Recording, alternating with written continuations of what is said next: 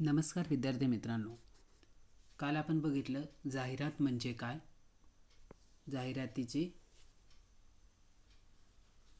संकल्पना आणि जाहिरातीचे वैशिष्ट्य आपण काल बघितले. आज आपण बघणार आहोत जाहिरातीचे फायदे. त्या जाहिरातीचे फायदे हे विविध प्रकारे किंवा जाहिरातीमुळे होणारे फायदे हे विविध स्तरावर केले जातात किंवा आपल्याला पाहायला मिळतात. त्यामधला सर्वात महत्त्वाचा मुद्दा आहे तो म्हणजे जाहिरातीमुळे उत्पादकांना होणारे फायदे. आता नवीन वस्तूची निर्मिती करून जाहिरातीद्वारे वस्तू ग्राहकांपर्यंत पोहोचवणे शक्य होतं. वस्तूला मागणी निर्माण करता येते. मोठ्या प्रमाणावर मागणीपूर्व उत्पादनसुद्धा जाहिरातीमुळे शक्य होते. त्यामुळे उत्पादकांना होणारा फायदा फार महत्त्वाचा आहे. जाहिरातीमुळे बाजारपेठाचा स्थानिक बाजार पातळीपासून ते राष्ट्रीय व आंतरराष्ट्रीय पातळीपर्यंत विस्तार होणे शक्य होतं. त्यानंतर वस्तूची किंमत, गुणधर्म व उपभोग्य संभाव्य ग्राहकांना प्रभावीपणे सांगण्यासाठी आपल्याला जाहिरातींचा उपयोग केला जातो. ग्राहकांच्या मनात वस्तू खरेदीची इच्छा निर्माण करण्यासाठी जाहिरात आपल्याला मदत करत असते. स्पेसिफिक बोधचिन्ह म्हणजे जे ट्रेडमार्क आहे व चित्रांचा वापर करून स्पर्धकांपेक्षा आपली वस्तू कशी चांगली आहे ते जाहिरातीद्वारे उत्पादक ग्राहकांना समजावून सांगण्याचा प्रयत्न करत असतात. दर्जेदार वस्तूंची परिणामकारकता जाहिरातींच्या स्पर्धेच्या काळात आवश्यक आहे. त्यामुळे जाहिरातींमुळे वस्तूची मागणी वाढते व मोठ्या प्रमाणातील उत्पादनामुळे वस्तूची उत्पादन खर्च हा कमी होण्यासाठी मदत होते. वस्तूच्या स्वरूपातील बदल हा ग्राहकांना सांगता येतो. उत्पादक ग्राहकांपर्यंत वस्तूचे वितरण त्वरित करू शकतात आणि स्वतःचा नावलौकिक जाहिरातीमुळे निर्माण करू शकतात. त्यामुळे उत्पादकांना होणारे असे फायदे आहे. त्यानंतर आहे किरकोळ व्यापाऱ्यांना होणारे फायदे. त्या किरकोळ व्यापारी माहिती आहे आपल्याला, विक्री वाढण्यासाठी मदत होते. विक्रीची उलाढाल वाढते जाहिरातींमुळे. किरकोळ व्यापाऱ्यांमुळे जाहिरातीमुळे किरकोळ व्यापारी मालाचा जुना साठा विकू शकतो. विक्रीसाठी स्वतंत्रपणे त्याला प्रयत्न करावे लागत नाही. त्यामुळे जाहिरात ही फार महत्त्वाचा फायदा किरकोळ व्यापाऱ्यांना होतो की जुना जो काही साठा आहे तो ते विकू शकतात व विक्रीसाठी स्वतंत्रपणे प्रयत्न करावे लागत नाही. ग्राहकांशी जवळीक साधून नवीन वस्तूंबाबतची माहिती किरकोळ व्यापारी देतो. वस्तूंच्या साठवणुकीचा खर्च, वितरण खर्च यात कपात करण्यासाठी शक्य होते. किरकोळ विक्रेता जर अकार्यक्षम असेल तर त्याच्या विक्रीत वाढ करण्यात जाहिरात मदत करते. जर एखादा किरकोळ विक्रेता जर तो माल विकण्यासाठी अकार्यक्षम असेल तर त्याच्या विक्रीत वाढ करण्यासाठी आपल्याला जाहिरात हे माध्यम फार महत्त्वाचं आहे, फायदेशीर ठरतं. त्यानंतर आहे जाहिरात ग्राहकांना होणारे फायदे. आता बाजारातील वस्तू व सेवांच्या उपलब्धतेबाबतची माहिती जाहिरातीद्वारे आपल्याला पुरवता येते. त्या ग्राहकांना होणारा फायदा सर्वात मोठा काय आहे की बाजारामधील ज्या काही वस्तू आहे व सेवा आहे त्यांच्या उपलब्धतेबाबतची माहिती जाहिरातीद्वारे आपल्याला पुरवता येते. ग्राहकांच्या व उपभोक्त्यांच्या वस्तूबाबतचा दृष्टिकोन आपल्याला तिथं बदलता येतो. उपभोक्त्याचं वस्तूचं गुण, उपयोग व वापर याबाबतचं ज्ञान आपल्याला तिथं पुरवता येतं. ग्राहक व उपभोक्ते आपल्या गरजेनुसार वस्तूची खरेदी करत आहेत का नाही, जाहिरातीमुळे वस्तू कोणत्या दुकानात व कुठे उपलब्ध आहे हे उपभोक्त्यांना ग्राहकांना समजतं. मोठ्या प्रमाणावरील उत्पादनामुळे व वितरणामुळे ग्राहकांना वस्तू वाजवी किमतीमध्ये आपल्याला मिळतात. उपभोक्त्यांच्या राहणीमानात वाढ होते. योग्य बोधनाम किंवा योग्य त्या वस्तूला नाव असणाऱ्या वस्तू उपभोक्ते जाहिरातीमुळे खरेदी करू शकतात की ज्या जाहिरातीमध्ये त्यांनी नाव वाचलं आहे एखाद्या वस्तूचं त्याच पद्धतीचं तसंच पॅकेजिंग असलेली वस्तू ते बाजारपेठेमध्ये जाहिराती बघितल्यामुळे ते खरेदी करू शकतात. त्यानंतर आहे विक्रेत्यांना होणारे फायदे. आता विक्रेत्यांना जाहिरातीचे काय फायदे, तर विक्रेत्यांना त्याचं काम करण्यासाठी जाहिरातीची पूरक भूमिका वठवता येते. जाहिरातीच्या मदतीने संभाव्य ग्राहकांबरोबर अप्रत्यक्षरित्या अगोदरच संपर्क साधल्यामुळे विक्रेत्यांचं प्रत्यक्ष विक्री करण्याचं काम सोपं होतं. विक्रेत्याला प्रत्यक्ष विक्री करण्यासाठी जाहिरात पार्श्वभूमी तयार करून देते आणि जाहिरातीमुळे विक्रेता वस्तूची मागणी मोठ्या प्रमाणावर नोंदवत असतो. वस्तूविषयीचं ज्ञान ग्राहकांना देताना त्याचा वेळ, श्रम याची बचत होते, कारण जाहिरातीमुळे याबाबतची माहिती ग्राहकांना आधीच झालेली असते. त्यामुळे ग्राहकांकडून विक्रेत्यांना चांगली वागणूक व सन्मान मिळते, कारण विक्रेता दर्जेदार वस्तू विकतो याची कल्पना ग्राहकांना जाहिरातीमुळे अगोदरच झालेली असते. त्यामुळे विक्रेता ग्राहकाचे मन वळविण्याचं कार्य करू शकतो किंवा करतो. त्यानंतर आहे घाऊक व्यापाऱ्यांना होणारे फायदे.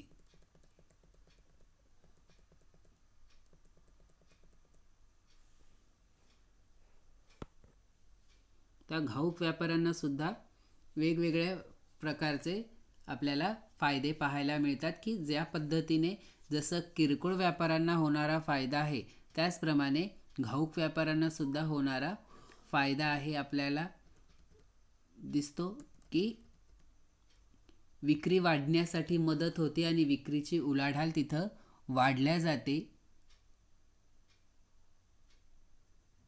ग्राहकांशी जवळीक साधून नवीन वस्तूबाबत माहिती घाऊक व्यापारी हा देत असतो. वस्तूच्या साठवणुकीचा खर्च आणि वितरण खर्च यांमध्ये तो फार बचत करण्यासाठी किंवा तिथं कमी खर्च होईल या उद्देशाने तो प्रयत्नशील असतो. हे सर्व केव्हा शक्य होतं, जेव्हा तुम्ही एखाद्या वस्तूची प्रभावीपणे जाहिरात करतात. त्यामुळे जाहिरातीमुळे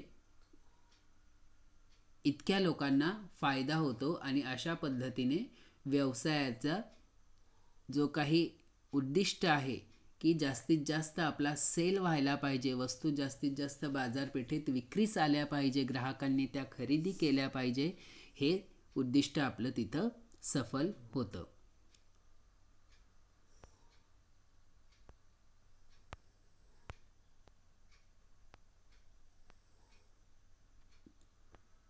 त्यानंतर आहे जाहिरातीची मर्यादा.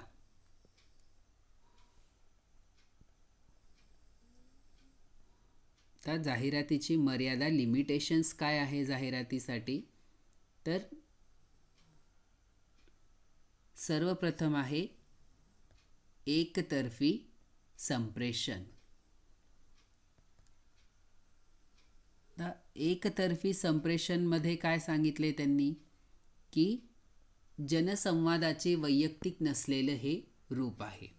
प्रत्यक्ष आपण तोंडी प्रत्यक्ष ग्राहकांसमोर आपल्याला ते बोलता येत नाही. आपण एकतर्फी आपण बोलत आहोत.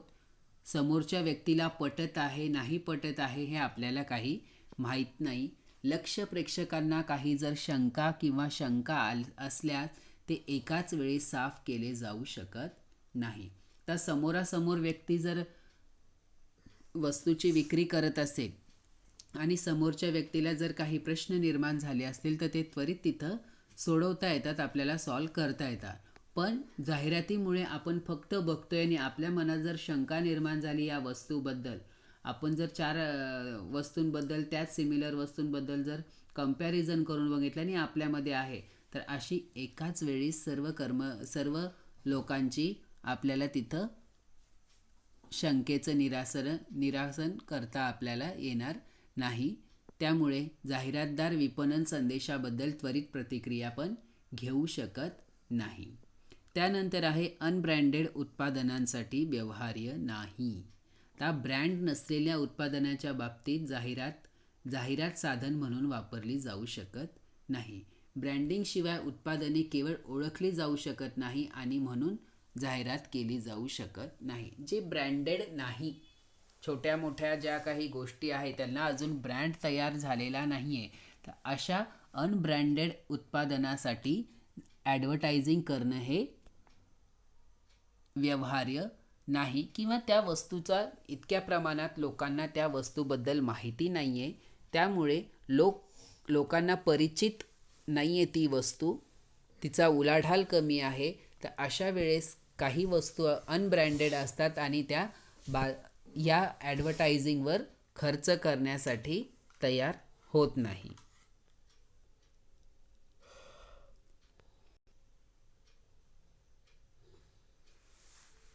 लक्षित ग्राहकांची संख्या ही फारच कमी असेल तर जास्त प्रभावी नाही. आता जाहिरात हा जनसंवादाचा एक प्रकार आहे की लोकांशी संवाद साधण्याचा, पण तो कसा आहे, एकतर्फी आहे.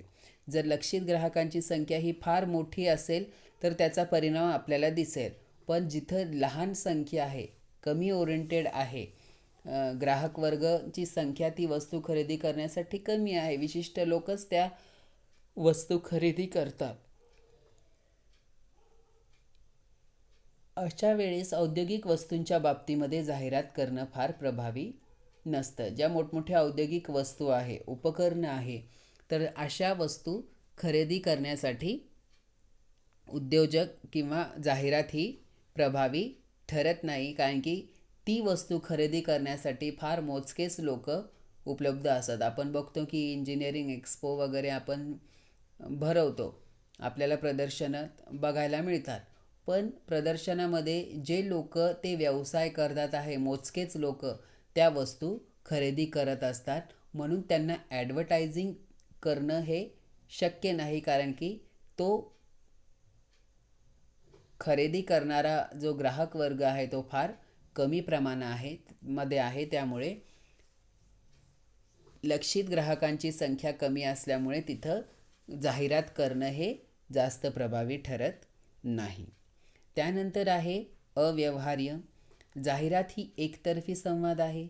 लक्ष प्रेक्षकांच्या प्रतिसादानुसार ते समायोजित केले जाऊ शकत नाही, म्हणून ते कठोर आणि अतुलनीय आहे. दुसरीकडे वैयक्तिक आढावा विक्रीच्या बाबतीत लक्ष प्रेक्षकांच्या प्रतिक्रिया आणि अभिप्रायानुसार त्यांचे जे काही समस्या आहे त्यांचं निराकरण केलं जातं. कारण की एकतर्फी संवाद असल्यामुळे तिथं ज्या काही वैयक्तिक विक्री झालेली आहे तर ते त्याबाबतचं जे काही लक्ष ग्राहक आहे, प्रेक्षक आहे किंवा प्रतिक्रिया त्यांच्या आपण घेतो आणि त्यांच्या अभिप्रायानुसार आपल्या उत्पादनात बदल करत असतो. पण ते अव्यवहार्य आहे, कारण की मोजकेच लोक त्या वस्तू खरेदी करत असतात, रोज येत असतात. फक्त आपल्याला त्यांचाच अभिप्राय मिळवता येतो, इतरांचा नाही. त्यानंतर आहे तांत्रिक संदेशासाठी फारसा परिणामकारक नाही. तर जर लक्षित प्रेक्षकांचा संदेश पाठवायचा असेल तर तो सामान्य, माहितीपूर्ण किंवा जाहिरातीद्वारे प्रभावीपणे संप्रेषित केला जाऊ शकतो. परंतु काही तांत्रिक संदेश द्यायचा असेल तर जाहिरात कुचकामी ठरू शकते. आता जे काही लक्षित प्रेक्षक आहे किंवा ग्राहक वर्ग आहे, तर अशा लोकांना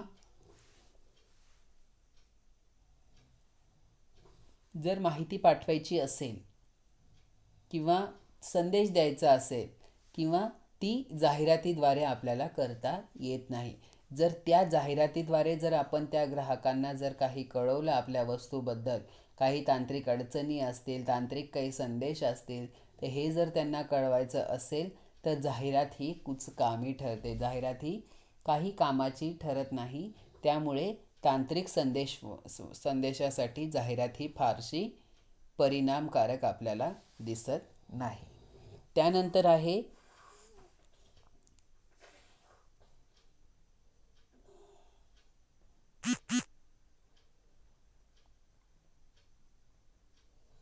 कमी विश्वासार्हता.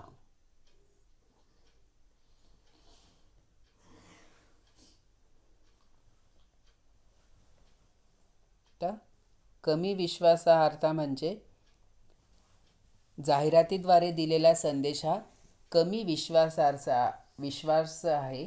हे जास्त सार्वजनिक विश्वास निर्माण करत नाही, कारण सहसा उत्पादनाची वैशिष्ट्ये ही अतिशयोक्तीपूर्ण असतात आणि उत्पादनाचे कमकुवत पुन्हा दुष्परिणाम उघड केले जात नाही. पुढे हा संदेश अत्यंत सशुल्क संदेश म्हणून व्यक्तीद्वारे पाठवला जातो की जो अनेकदा खेळाडू, टी व्ही स्टार, चित्रपट अभिनेते, मॉडेल इत्यादी सेलिब्रिटी असतात. प्रत्यक्षात हे शक्य आहे की ज्यांना ज्या उत्पादनाचे समर्थन केले आहे ते त्यांनी कधीही वापरलेले नसते. ते फक्त उत्पादनास मान्यता देण्यास किंवा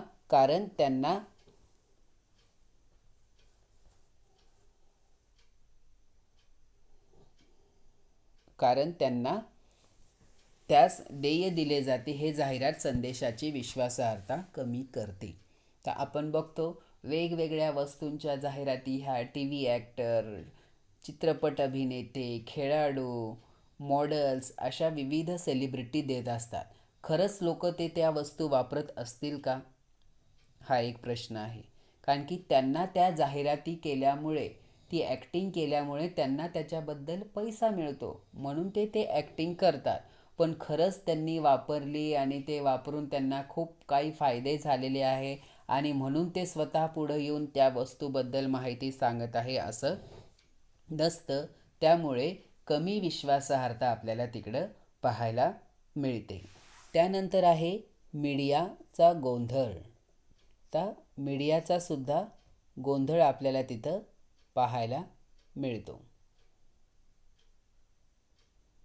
कसा बरं? तर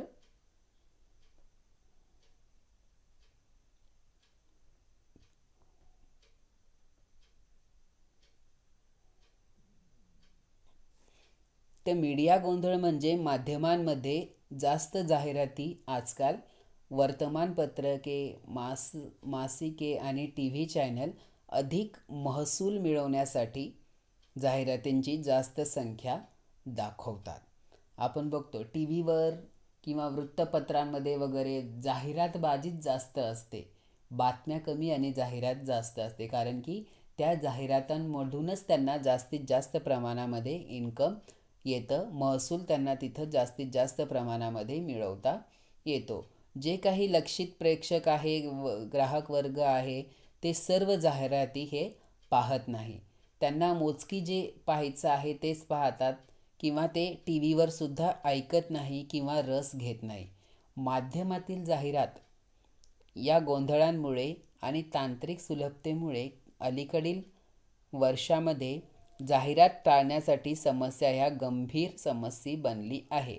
आपणही बघतो रिमोट आहे, टी व्ही चालू आहे, एक जर आपण चॅनल बघितलं आणि त्या चॅनलवर जर ॲड आली तर ॲड न बघताच आपण स्किप करतो आणि दुसऱ्या चॅनलवर जे चालू आहे ते बघतो. त्यामुळे जाहिरात ह्या टाळल्या जातात आहे. रिमोट कंट्रोलच्या सुविधेमुळे इतर चॅनलवर आपण स्विच करून जाहिराती टाळण्याच्या प्रवृत्तीमुळे आपल्याला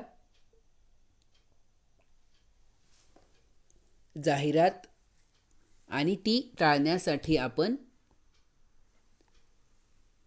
जलद फॉरवर्ड करणे सामान्य झाले आहे. एका सर्वेक्षणामुळे टी व्ही जाहिराती वगैरे यांवर फार वेगवेगळ्या ह्याच्यामध्ये पण आपण बघतो की सिरियल्स वगैरे बातम्या कमी दाखतात आणि जाहिरातीच खूप राहतात.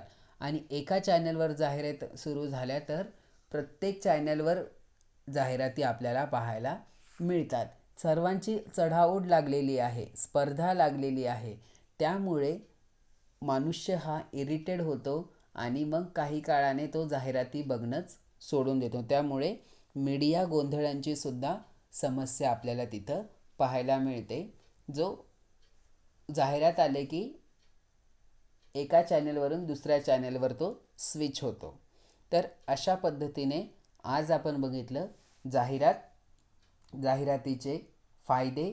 मग किरकोळ व्यापारी असेल, घाऊक व्यापारी असेल, उत्पादक असेल किंवा ग्राहकांना होणारे त्याचे फायदे. त्यानंतर बघितलं आपण जाहिरातीची मर्यादा, एकतर्फी संप्रेषण, अनब्रँडेड उत्पादनाची व्यवहार्य नाही, लक्षित ग्राहकांची संख्या फार कमी असल्यास जास्त प्रभावी नाही, अव्यवहार्य आहे, तांत्रिक संदेशासाठी फारसा परिणामकारक करत नाही, कमी विश्वासार्हता आणि मीडिया गोंधळाची समस्या. यानंतरचा पाठ आपण पुढच्या चॅप्टरला बघूया. धन्यवाद.